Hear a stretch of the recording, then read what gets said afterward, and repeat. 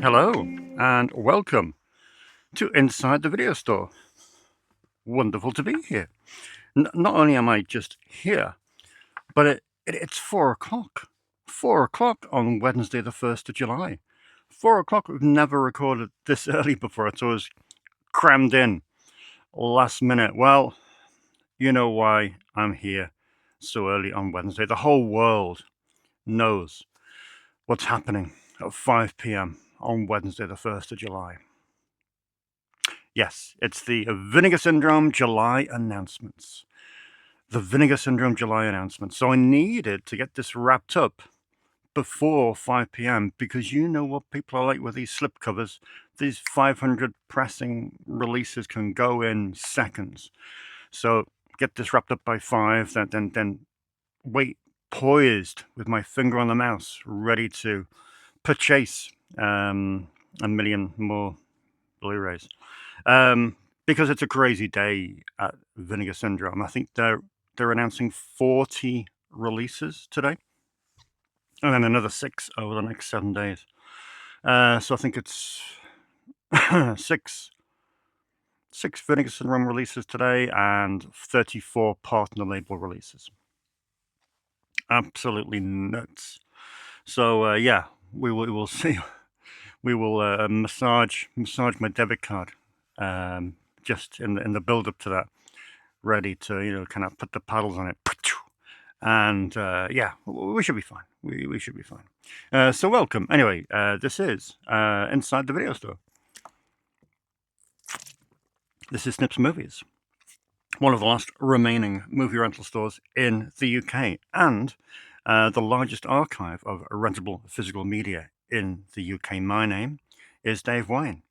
And yeah, this is my place, I guess. Funny week last week because obviously we had the heat wave, which was a challenge. That was a long heat wave. That was 7 days. 7 days of whew. But weirdly enough, it kind of was a really normal week in terms of trade. Bizarre. I kind of expected people to just stay home, barracked into their homes, face pressed to the air conditioning units, or fans, and or delete. But no, it was pretty normal, to be honest, which was fine, which was good. So yeah, all good. Lots of new people again, which is nice to see. So yeah, onwards we go. Strong start to this week. Good Monday and Tuesday, which is great because I think overall Monday and Tuesday can be the weakest days of the week traditionally in terms of renting movies, but I think that's changed a lot over the years because I have this policy of a weekish long rental, so people don't have to pile in on a Friday to get their movies for the weekend. They can literally come in on a Monday morning and get their movies for the following weekend, albeit Monday morning possibly isn't the best time to get movies because they're all, well, many are out from the weekend. So it depends. But hey, you all have your strategies, and I think that they all work in their own way. So what do we got for today? Well, some good stuff, to be honest. All this week's new releases are here, which makes a change. But last week they were here as well. Got some good on loans. Nice eclectic mix. We have a big what's in the box. We have a parcel 2 out of 3 from TerraVision, which is very exciting, and which I'm tantalizingly can't touch at the moment because I'm prepping an audio commentary to tape on Sunday for a Jean-Claude Van Damme film. So this week I've been knee deep in prep. So I'm seeing all these tasty TerraVision titles just staring at me all week and thinking, oh, I can't even look at them. So there's a TerraVision delivery 1 left to go, which is Gator Bait 1 and 2, which is hotly anticipated, been on pre-order for 18 months. We have the Radiance sale is in, which 9 items. As you know, I think I said about a year ago, I'm trying to get pretty much every Radiance title in moving forwards, which I have done. But when you go back, you kind of have to wait for the sales to pick them up for good prices. And they are good prices. They're $7.99 slash $9.99. So yeah, can't argue with that.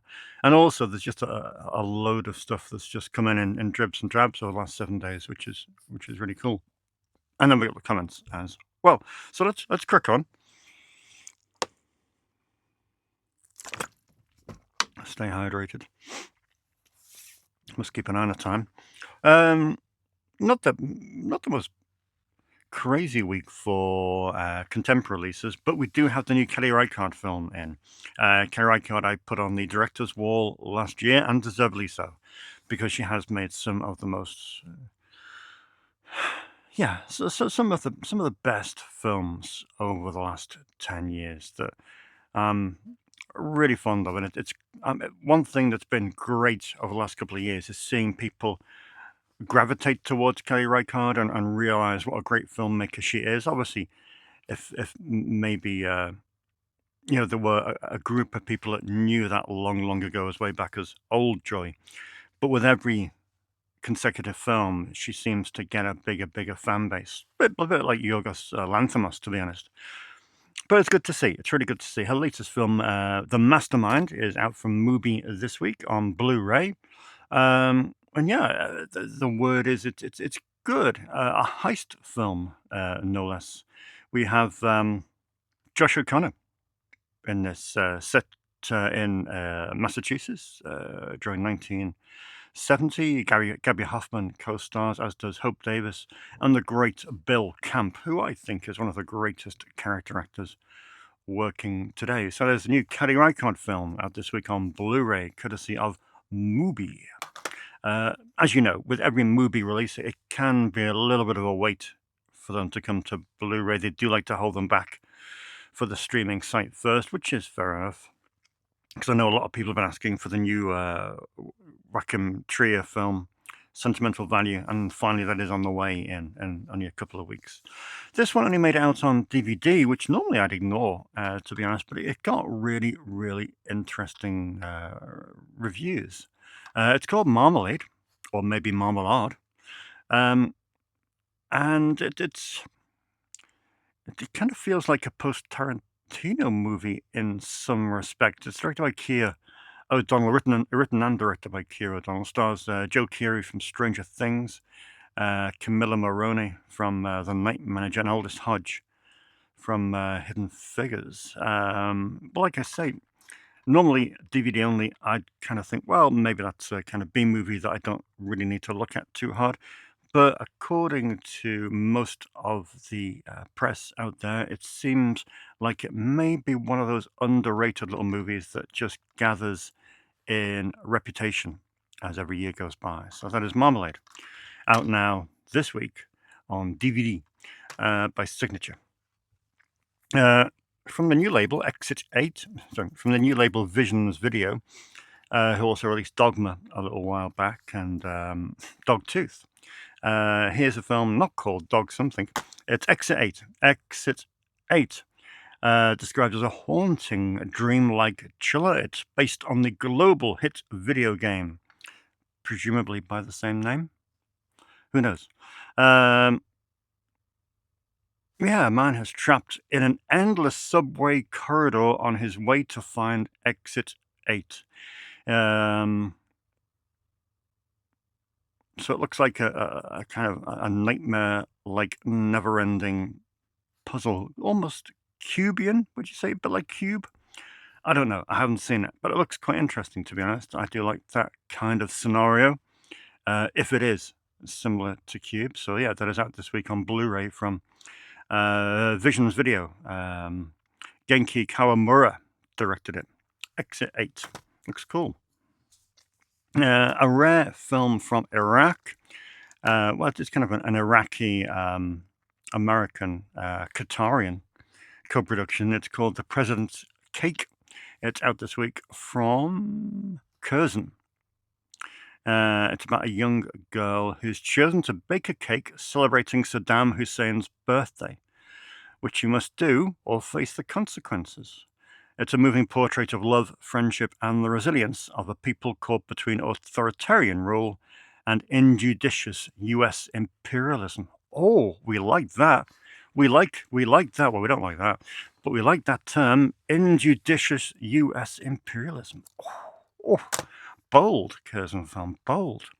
This one dates from 20 years ago. By the way, I'm seeing some reviews come in for Scarlet on Letterboxd, which was the anime I got in last week. And holy moly, people are raging about this. They say it's, in a good way, they say it's amazing. One of the best.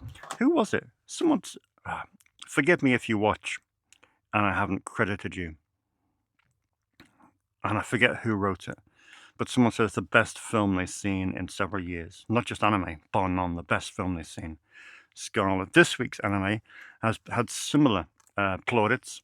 It's called The Girl Who Leapt Through Time. It's out this week, courtesy of All the Anime. And it's an early film from Mamoru Hosoda, the Academy Award nominated director behind Belle, Wolf Children, Summer Wars, and many, many more. Certainly one of the filmmakers that a lot of my anime customers gravitate towards is Hosoda. I do hear that name talked about often. But yeah, that is The Girl Who Leapt Through Time from 2006, I think it is. Moving on to the boutiques, or continuing with the boutiques, we have a bit of Cliff Richard. You can't beat the young ones. Well, you can with a stick. Yeah, this is Cliff Richard in the classic film directed by Sidney J. Furie. He gets everywhere, does Sidney J. Furie. I used to watch this on repeat as a kid, and that's kind of why I turned out the way I did. But yeah, Cliff Richard stars Nicky Black, the leader of a London youth club. Isn't his dad played by Robert Morley? Yeah, and of course the Shadows are in this as well. And Melvin Hayes. Who can forget Melvin Hayes? But yeah, I weirdly had a strange obsession with this film when I was about 12. Hey. Indicator, straight back with some more Mario Bava. I think they also have Macabre out this week. Macabre, the Bava film, the Lamberto Bava film. But of course I had Dead End from Vinegar Syndrome, so there's no point getting it twice, even though there might be some slight difference in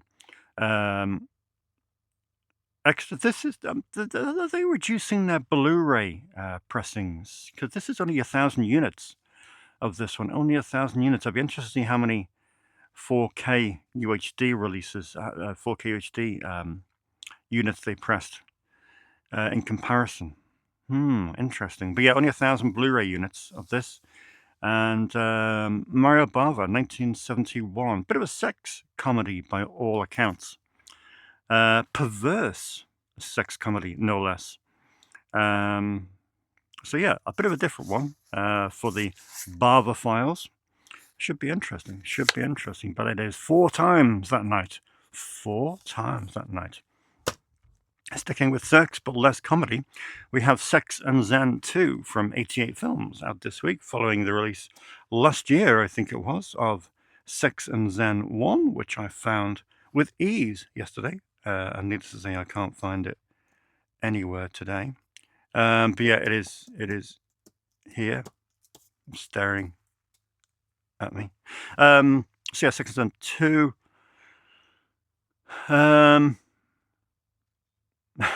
Just sounds really perverse. A guy's son fails to consummate his marriage, so the aristocrat takes his daughter-in-law into his own bed. However, unbeknownst to him, he does not realize that she is actually a supernatural succubus. Always happens. Always happens. Will he realize before it's too late?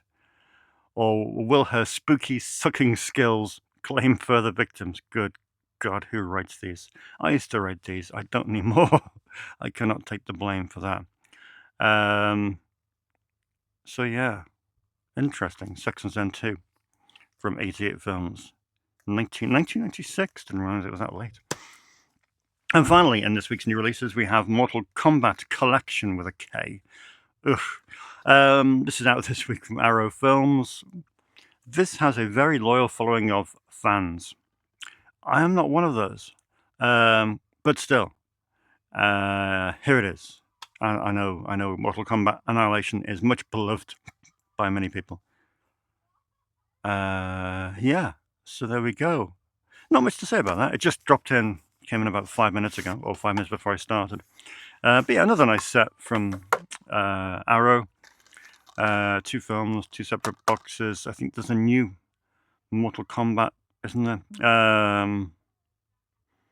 But yeah, there we go. I'm sure someone in the comments will berate me mercilessly for not liking these. But just not my bag. Anyway, there we go. A nice collection of new releases. Let's see what's been out on loan this week. Let us see. $4.19. That's all right. Yeah, nice collection. A lot of people have gone through the Kurosawa section of late. One film that isn't there, don't know why I was looking past you. One film that isn't there is The Idiot by Akira Kurosawa, because it's in the Eureka Masters of Cinema collection. It came out in that collection 21 years ago. Good Lord. There's a video introduction on this by Alex Cox, no less. It's from 1951.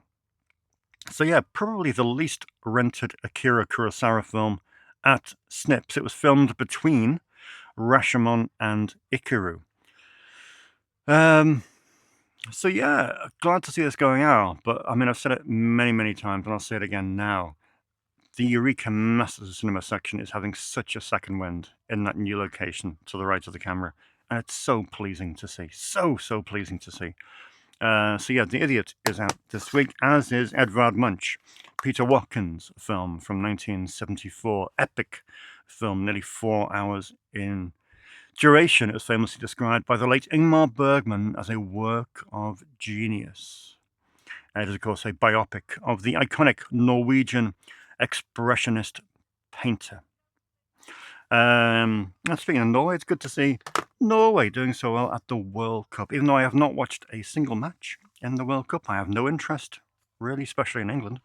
My Norwegian blood is cheering. My mum would be cheering wholeheartedly and waving her Norwegian flags in the living room if she was around today, because we do have a passion for Norway. We do. Oh yes. So well done to them, even though their striker is a bit of a dick. Primeavals. It's amazing. This brilliant. I mean, thank you to all those people, and there were many of you who suggested a recommendations section, but this recommendation section is really, really paying dividends. Take this one, for example. This was Paul Griggs' recommendation. The Primeavals. The Primeavals has been in pride of place, really, up above where you can see on the top shelf of the Full Moon section for quite some time. But it looks a bit difficult, really, because you can't reach it, and it's in a massive box. It kind of looks a bit unreachable, to be honest.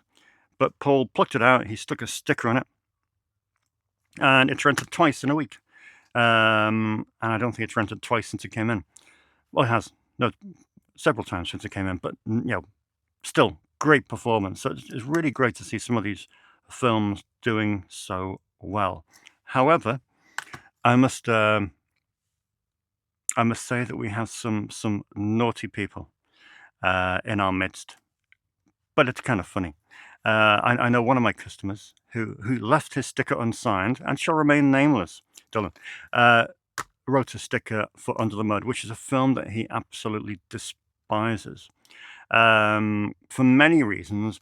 It's a local film, and they had, allegedly, according to my source, they had delusions of grandeur over it, etc. And it gives him nightmares and PTSD. It is called Under the Mud. No one has ever rented it, I don't think. And he just put in a sticker, the lottery-funded film they tried to get into Cannes. And yeah, he despises it, but it has rented out. So sometimes the stickers don't necessarily mean a recommendation. But People can do whatever they want. I'm not going to police the system. If people want to be a bit naughty, you know, I don't mind that. I don't mind a bit of cheekiness. I do not mind a bit of cheekiness. John rented the Tony Hickox film Sundown a few days ago, and he really, really, really liked it. Which made me think, well, maybe I can get John onto some more Hickox films that he might not have seen. And one of the ones that really should be seen more often is Full Eclipse. It was made for HBO, I think, and I think Tony made it. Was it about 93, 94? And it was just after Waxwork 2, maybe. But it's quality. It's quality. Might have been just after Hellraiser 3, actually. I know Matty Budrewicz wrote. I mean, one of my if we pulled the plug on the Schlock Pit today, and I asked Matty, well, what over the 12 years we've done that website, what would be the top 3 things that you've done? He would say his phone call with Anthony Hickox, where they talked about Full Eclipse for about 2 hours. It's all down on our website. Of course, Anthony is no longer with us. He died, I think, 2 years ago now. But it's a great piece of writing, and this is a great piece of work. Mario Van Peebles, isn't it? Patsy Kensit, isn't it? Bruce Payne, isn't it? God. Yeah, great cast. And written by Richard Christian Matheson as well. But yeah, Full Eclipse. You must, if you like a good vampire movie, I really do urge you to see this. It's a great piece of work. Great piece of work.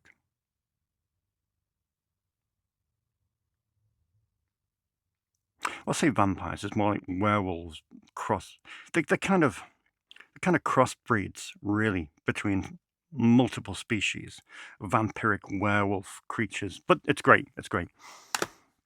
Moving on, Brimstone and Treacle, of course, got released by Vinegar Syndrome last year. The film with Sting. Now, of course, that came after this version of Brimstone and Treacle.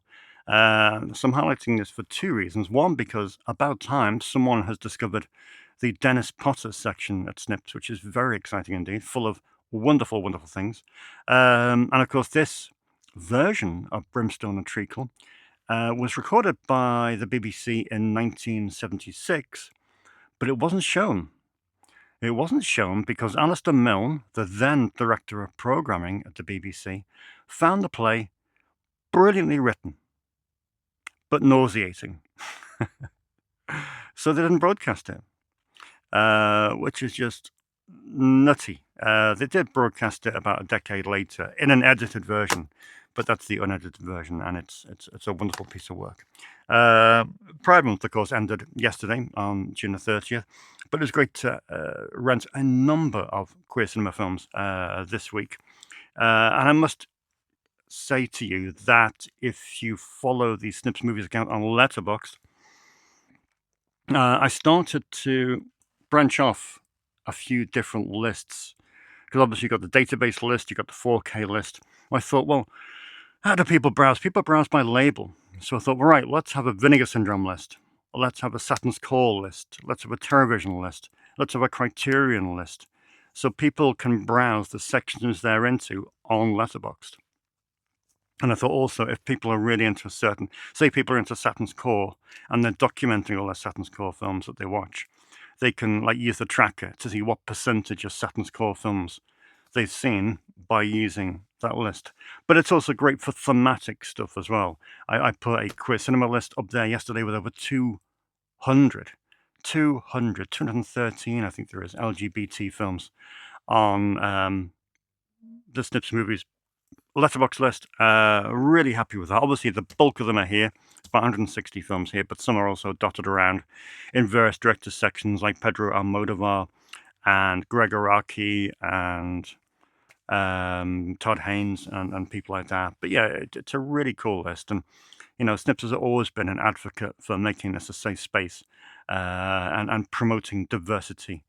And it's great to have that, because I don't think you would find that quantity of films in one place anywhere.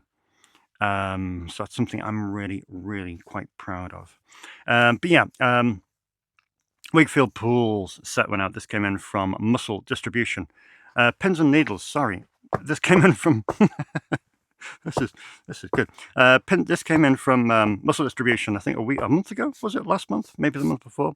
But it is a collection of Wakefield Pool films, including obviously Take One, Moving, which kind of two out of three of his most renowned films, but also came with some shot on video stuff, including Split Image and The Hustlers, which I've never seen before, so I'm quite intrigued. But I'd be interested to know what who rented it. I think Ash rented it. I hope they like it. I do hope they like it. Unique filmmaker, and it's great to have that. It's part of the collection of films by Wakefield Pool. There Are No More Closets, put out by Muscle Distribution. Hopefully Muscle, I've got a film going up this month on Blingerson Room. We shall find out in about half an hour.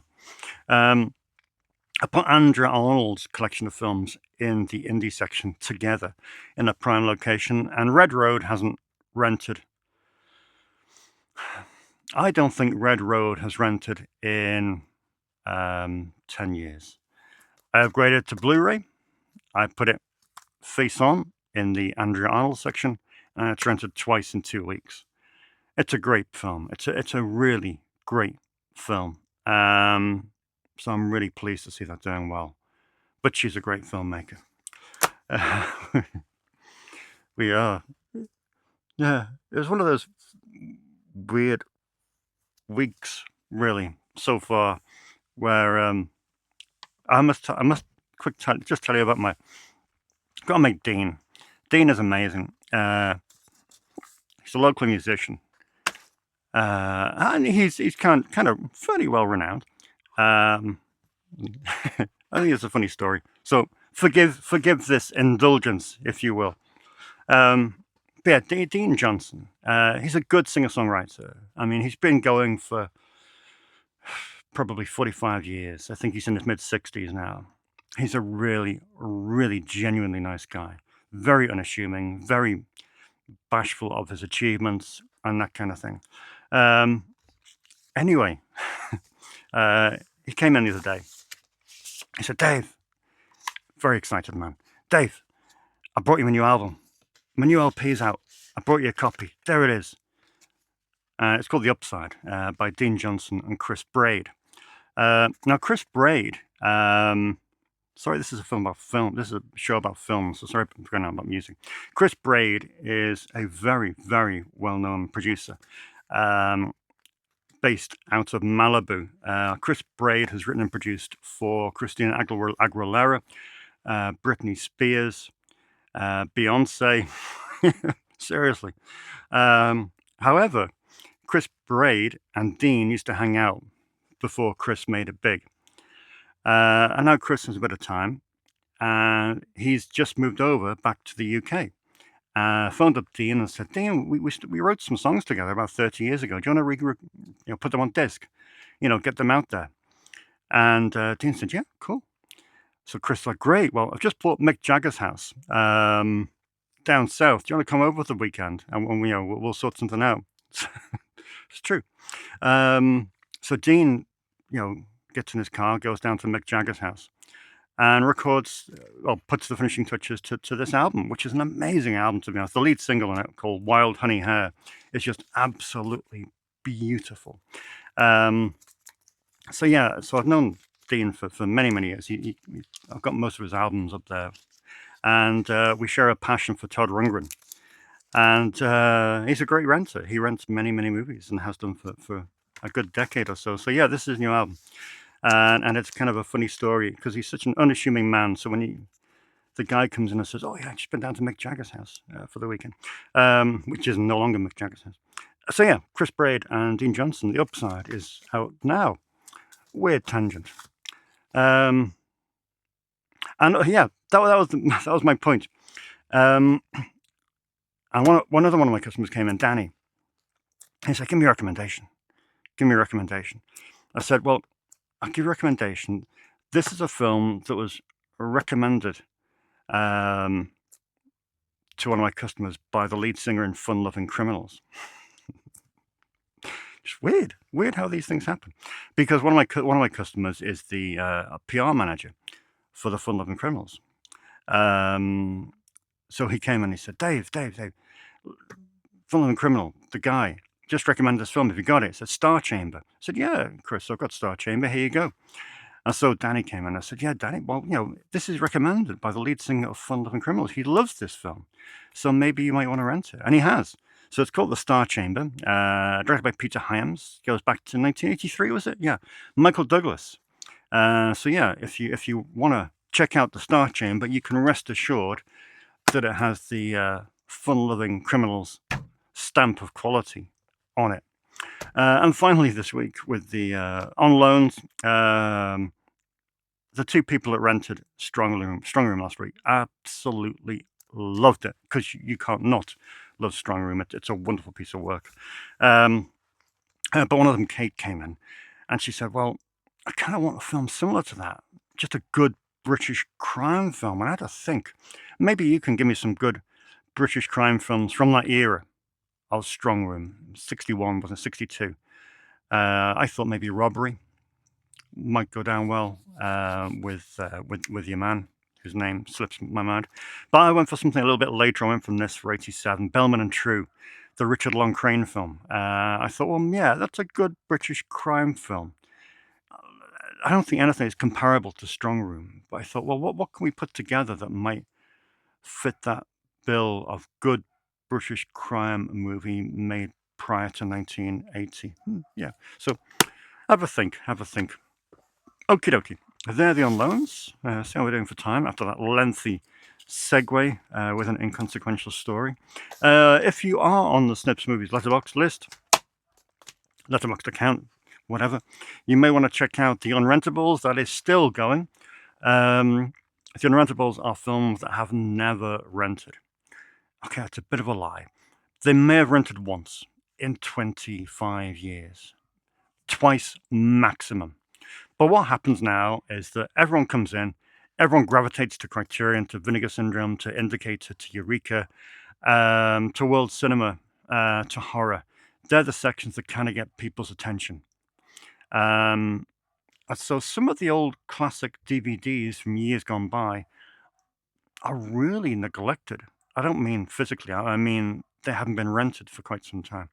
So I'm trying to put together a couple of hundred of these that I'll give away for free. No one has to pay to rent them. But just to make sure that these great films stay in consciousness, It's like I put Bulworth on the unrentables list and someone rented it and they thought it was amazing. They thought it was really, really cool. What else did I put on there that someone rented? Oh yeah, I put Yeti, A Love Story, which it's daft, but it's good fun. And I think Kate rented that and she said, yeah, really, really great, really cool. No, Beth rented that and she said, really great, really cool. So yeah, just trying to find these films. Like this one went up yesterday on the unrentables list. It's The Opportunists. The Opportunists with Cyndi Lauper and Chris Walken. That famous pairing. But it's a fun film from Millennium era, indie movie making. So yeah, check it out. So what came in this week? Well, we got the Radiance list. We got the Radiance sale, rather. Some good films here from Radiance. Just trying to fill in some blanks. Nothing specific. So mainly just getting a couple of things that people wanted, people asked for. But mainly stuff I thought, yeah, we'll get that. At a budget of £100, and this is where it got me. Life is cheap, but toilet paper is expensive. Wayne Wang's film. Great cover on that. Love it to bits. But yeah, that dates from 1990. Very cool indeed. We have, well, that isn't Radiance, is it? But it's kind of Radiance adjacent. Released by Arbalest. We have Viva la Muerte, which is a film by Fernando Arrabal, 1971. It's French. It was acclaimed by critics and scorned by censors. Viva la Muerte achieved notoriety as a midnight movie and was a favorite of John Lennon and Yoko Ono. Viva la Muerte. Nice. We have Agent Trouble. Now, I got a Jean-Pierre Mocky film in a few days back, one of the new releases, which was Solo. And I think Will has that out at the moment. But I got a couple of more Mockies this month. I got Agent Trouble with Catherine Deneuve. Nice. From 1987. And I got in Kill the Referee, which I know Dylan was asking for, from 1983. So 2 more Mockies to go with the other ones I have there. We have Ciao Pantin, which is... where is this one from? Oh, it's French again. Right. A rain-soaked neo-noir. Box office smash in France and a multiple winner at the César Awards, taking home the acting prize for both leads. This one dates from 1983. Super duper. We have Il Posto, or Il Posto, Italian film, 1961, black and white. A touching and funny portrait of modern life, which won numerous awards on release and is recognized as a classic of world cinema. From Sweden, we have The Man from Mallorca, which has a focus on realism and procedural detail.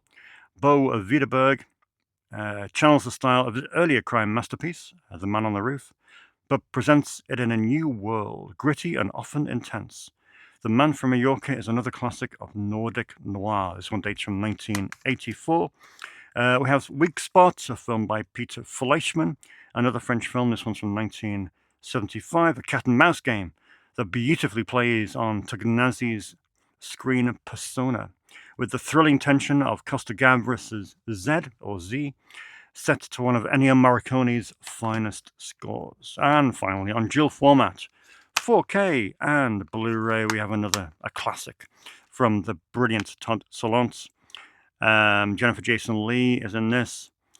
Todd Solondz brings his trademark dry wit to another series of taboos in this provocative portrait of American girlhood that interrogates the naivety and hypocrisy of the post-9/11 psyche. It is, of course, Palindromes from 2004. I already had that in, of course, on DVD, but I thought, why not? Let's upgrade it to both Blu-ray and 4K UHD. In terms of TerraVision, as you know, we got part 2 of the Shoestring Slashers box set in last week. Now, this is the next part of my TerraVision shipment. We got a 90s Nightmares. I don't know if this will be a series, but yeah, it's just basically low budget 90s movies put on Blu-ray for the first time. We have Hell Spa. These are all early 90s, I think. Yeah, 92, well, obviously, with the box set. It's 1992. Got a commentary on this as well. And the story of Hell Spa, a 40-minute documentary, which is great. Nice. Hell Spa. We have Lady of the Lake, which is the 4th film that they put out from Maurice Devereaux. Now, someone shared with me last week that they were a little bit miffed because they're a massive Devereaux fan, but if they want all the Devereaux films that TerraVision have put out, they have to buy this box set and the Shoestring Slashers 2 box set, which they're a little bit miffed about. But, you know, it's annoying, but hey. This one has a new commentary by Devereaux and a new interview with him as well. So yeah, Lady of the Lake from 1998, a psychological horror with gothic folklore, a moody, slow-burn descent into madness, obsession, and the supernatural. He is a very good director, Devereaux, so I think that will be the standout from this documentary, from this box set. One film that won't be the standout is Mountain Fury, which I have actually seen before, and I've written about it on our website, theschlockpit.com.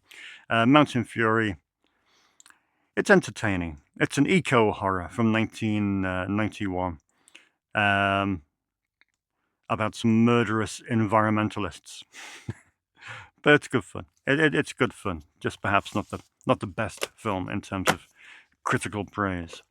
You may know that Terrorvision licensed the City Lights catalogue a couple of years back. They've released some films from that catalogue, like Richard Munchkin's film that Dance Till You Die, Dance Till Death, Dance or Die, Die or Dance, something like that. I've written about it, and I've been on the phone to Richard Munchkin for an hour talking about it, but I can't remember the film. But yeah, Dance or Die. I forget. You know what it's called. Anyway, this is another one, Death by Dialogue. Yeah, another one from the Thingy Library. Cult classic 80s horror, it delivers a meta-slasher twist with campy charm, atmospheric tension, and blood-soaked mayhem. Packed with practical effects, a synth-heavy score, and gnarly stunts, this underseen slasher film will cut you up. Another City Lights title, remastered from the 1-inch master tape. Looking forward to watching that one. That is Death by Dialogue. Dance or Die. Patchwork. Patchwork is here on 4K UHD. Sounds like a real wacky piece of work, does Patchwork. It's kind of a Frankenstein story with a feminist twist. Throwback to the 80s. It was made in 2015. But yeah, 3 women, all dead, but then they all wake up stuck in the same body, sewn together in a horrific Frankenstein-esque creature. Patchwork, out now from Terrorvision on 4K UHD. The Blu-ray states it's region free, and it also states it's region A. So I don't know which one that is. I'll have to take it home to test it. Patchwork. Terrorvision have a spin-off label, which is called Death Nerve Video, where they look to bring some attention to proto-giallos, giallo, neo-giallo, and giallo-adjacent films. This one's from 2011. It's French. It's called The Last Screening. It's remastered from it's remastered in 2K from its 35mm OCN. It's a love letter to films like Peeping Tom, Cinema Paradiso, Deep Red, and Maniac, offering a dark and cerebral twist on the slasher giallo genre, steeped in cinephilic reverence. Cinephilic, is that a word? But yeah, that is The Last Screening, a film by Laurent Achard. There we go, Last Screening. And finally, from Terrorvision, we have The Basement, a horror anthology. This has more extras on than I ever seen for any film. How many short films are on here? 1, 2, 3, 4, 5, 6, 7, 8, 9, 10. About a dozen short films. 4 strangers are drawn into the claustrophobic depths of a dilapidated basement, and they fall under the watchful, hooded presence of the enigmatic sentinel. He binds them to a chilling fate to witness the visions of the unimaginable. So yeah, shot on Super 8 in 1989, not completed until 2010. So it kind of looks like a bit of an anthology, which is fine by me. So there we go, Terrorvision. All I have to wait from Terrorvision now is Gator Bait 1 and 2. How wonderful. 13 minutes to go. Let's rattle through these. Upgrading. I'm just upgrading this week a load of Spielberg films that I haven't upgraded yet. Just the whole lot. I think by this time next week I should have every Spielberg film upgraded to Blu-ray and beyond. About time. Still working on a few Scorsese films. Obviously, Alice Doesn't Live Here Anymore is out in a few weeks from Criterion. Cape Fear has come in on Blu-ray, so that's a nice little upgrade. Most of these are upgrades. Eureka from Nick Rogue gets an upgrade. This was a release by Eureka that's now out of print. So a bit of A pricey one to get in, but necessary nonetheless. Similarly with this one, Walkabout from Second Sight. Again, a classic Nick Rogue, and one that desperately needs an upgrade to Blu-ray. More upgrades. Mel Brooks was 100 years old on Sunday. So, perfect time to pick up an upgrade of The Producers, Blazing Saddles, and Spaceballs, especially with the sequel coming out later this year. So they are all now upgraded to Blu-ray, which is very nice indeed. Similarly, stupid stuff that you would think I would have, like I only have Mission Impossible on DVD. Now I have it on Blu-ray, and that's going straight into the Brian De Palma section. So yeah, they're all this week's upgrades. One film that's been asked multiple times for, I think it's on the Letterboxd Top 500. It is, of course, the Human Condition trilogy by Kobayashi, Masaki Kobayashi. Arguably 3 of the greatest films ever made. Didn't have it. The Arrow Academy Blu-ray has been hard to get hold of, to say the least. But here it is. So yeah, great to have that. I know a few people will be chomping at the bit to come and see that. Down with Love. This is one of those films that someone asked for at the weekend. I said, yeah, let's go and get it. It's not there. Weird I didn't have that. Absolutely weird, because I'm such a big fan of the Doris Day, Rock Hudson films. You would think I would have this pastiche, because it's great fun. Finally, 3 to go. We have one from Martin Scorsese, which I think he did for Netflix. But it is, of course, Rolling Thunder Review, Bob Dylan story by Martin Scorsese. So yeah, even though it was done for them, I thought, well, I'd best have it in the Martin Scorsese section. Where the Mermaids Sing. Now, I went through a really, really good list from the BFI of 40 LGBT films that you've never seen. And there's loads there that are just impossible to get hold of. This Canadian film from 1987 is very, very well thought of, but it's not the easiest to get hold of. I managed to get hold of a German import, and I'm glad I did. It's by Patricia Rosamas, and yeah, an important film from 1987. That is it Where the Mermaids Sing? I think it is. And finally, an extra one for the Frankenheimer crowd.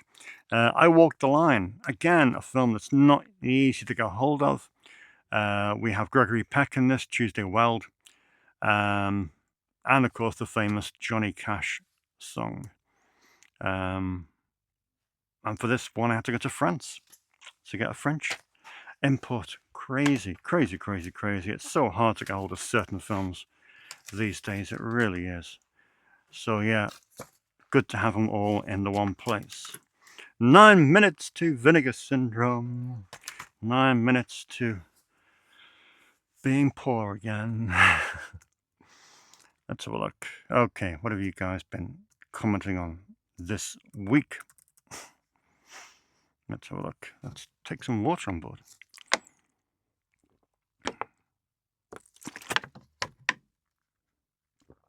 Okie dokie. Comments. Lee Mon says, where do you get your directed by t-shirts from, please? I feel Andy Milligan would look good on my chest. That's not the first time he's heard that either. So to speak. Yes, thank you, so to speak. I get these from Brian. Brian Sauer, of course, is the host of the Pure Cinema podcast. And Brian has a store on TeePublic that sells these. I don't think he has a Andy Milligan option, but there are about 100 or so options there that are all really, really good. I've got about a dozen of them. I love them to bits. I'm going to get more. They fit great. I get these long line t-shirts. And yeah, they're quality. They are really good quality. I'll try and put a link at the bottom of this video if you can't find the store. But yeah, very nice. Oh yeah, it was Untamed Aggression that mentioned about Maurice Devereaux. Untamed Aggression says that they saw End of the Line at the Leeds Film Festival in 2007. One of the best screenings I've seen at a festival. The audience were into it, and I instantly became a fan. His earlier films were impossible to find at a reasonable price. So it annoys me no end that television has stuck them in the middle of box sets with other titles I have no interest in. Yeah, I can understand your frustration. To be honest. Um, Stream of Time Saves 9 says that there's no UK release of Prime Cut, which we know. It wasn't even put out on VHS rental. I did not know that. You got more chances of meeting Lee Marvin in spiritual form than seeing the film on UK physical media. This is very true. But thankfully, both I think John and Henry said that Kino have done a 4K release in North America, so I'll be ordering that pronto. What else we got? Matt Blogs asks, do the Twilight Zone Blu-rays have thumbnails for each episode that spoils all the twists? That would be terrible. Apparently the DVDs had that issue, where each thumbnail for each episode spoiled the twist. Outrageous. I don't know. I've seen a number of Twilight Zone episodes. I'm not that observant to have spotted that, but people watching may well know the answer to that. So if you know if the Twilight Zone Blu-rays have thumbnails for each episode that spoils the twist, let us know. Yeah, John says, yes, there's a 4K release of Prime Cut on Kino. I love spending hours in Snips going through all the films looking for something I've never heard of before. It's one of life's great pleasures. I have a question for you. When did you make the decision to make Snips a film archive? Yeah. I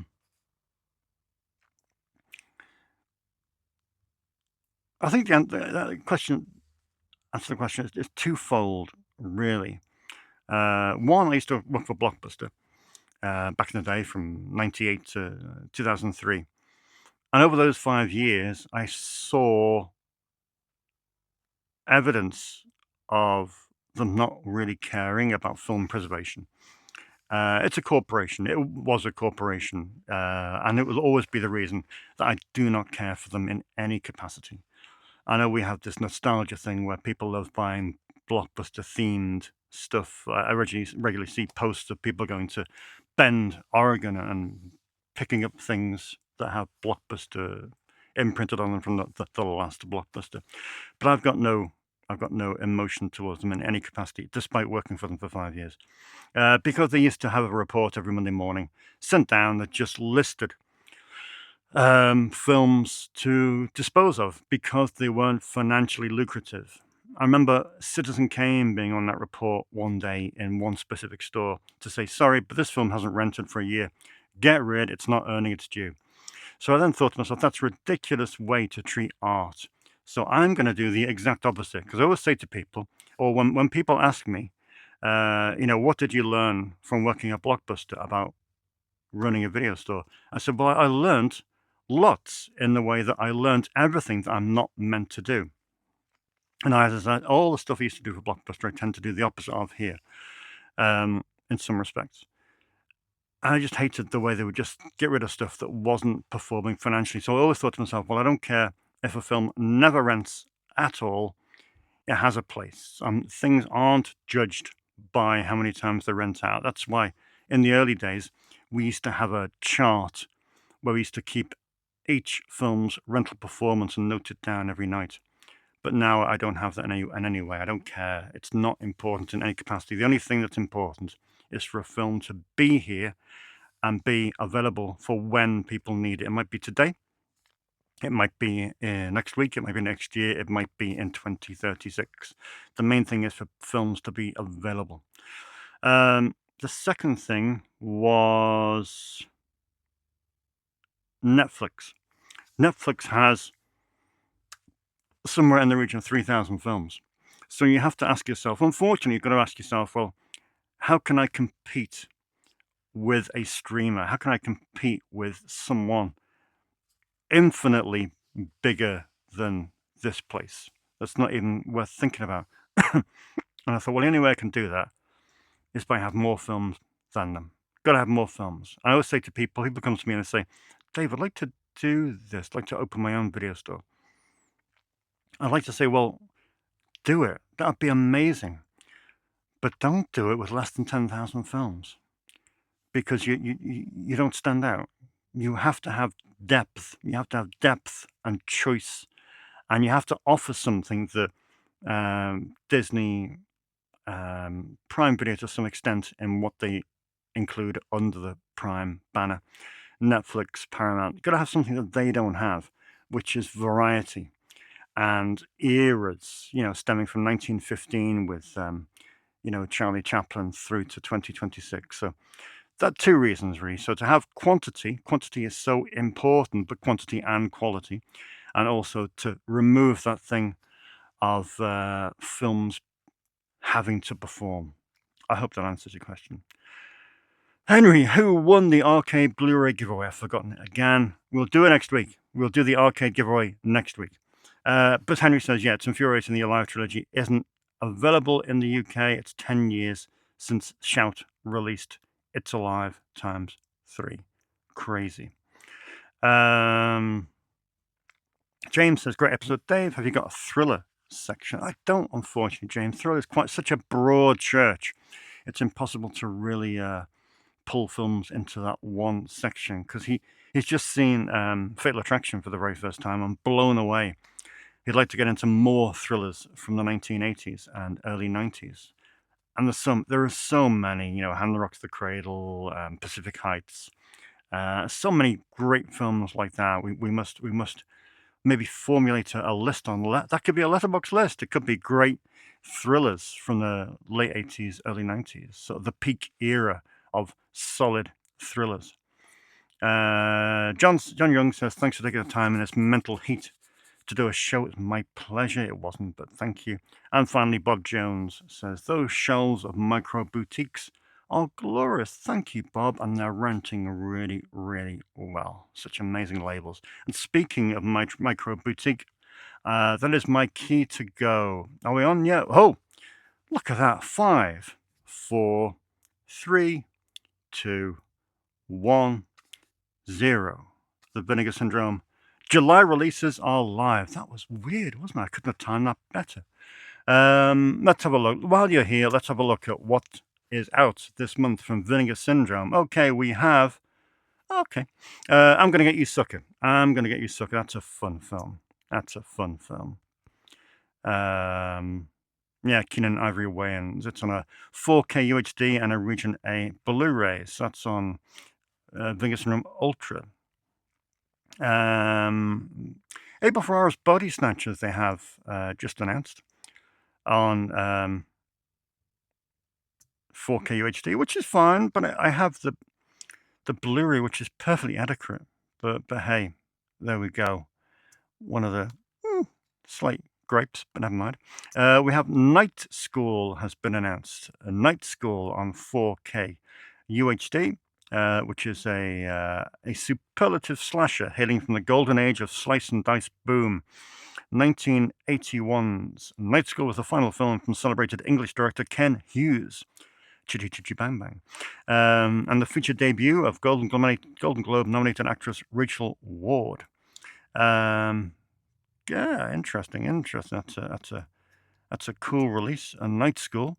We also have the UHD debut of A Lady in White, which I know they've been working on for quite some time. Oh wow, it's actually it's a 4-disc set, 1 4K UHD and 3 Region A Blu-rays, including a pre-release director's cut, a 118-minute extended home video cut, and a theatrical cut as well, with several commentary tracks from Frank LaLoggia, the director. And the fifth film to be announced today, with more coming in the next few days, is the latest pairing from Something Weird and Dystropix. It's the Ultimate Degenerate paired with 8,000 Pleasures, which is Michael Findlay. Also stars Roberta Findlay in there as well, so they should be great. They're from 1968 and 1969. Cool. Well, I'm going to get ordering these. I'm sure there'll be more cool stuff announced in the coming days. And yeah, well, thank you very much. Yeah, there's a new VSA title tomorrow. There's a Reviver title, Reviver 3, on the 3rd of July. And many, many more. Very nice indeed. Right, let's go spend some of my Snips moolah. And, well, yeah, thank you for joining me, as always. And I will see you in 7 days' time.